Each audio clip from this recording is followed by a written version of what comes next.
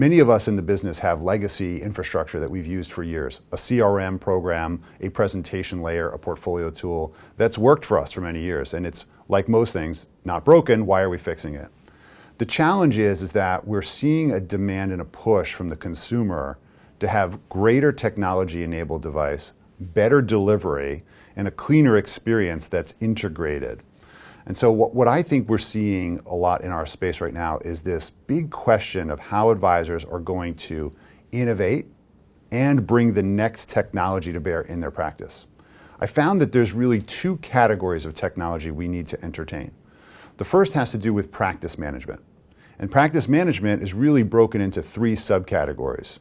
The first is client management, which typically revolves around CRM.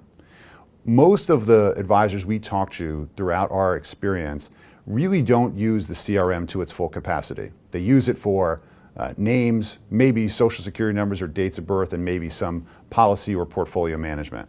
But they don't really use the workflow automation, and that's really critical today to actually create some form of efficiency around how you keep in contact with your clients on a regular basis. The second is some form of presentation tool relevant to how you deliver advice. Typically, this winds up being the financial planning software that you use. And what's critical about making a decision around this is how deep do you want to get into the math and the analytical side? Are you looking to, at a high level, explain what's going on in people's lives and what they should do to take action? Or are you trying to go into deep cash flow analysis? And we're finding a real big fight here in the industry around what really is what clients want. The third area, subcategory of practice management, is around how do you actually create and manage portfolios of insurance and or investments or products like this, and how do you manage them over a long period of time?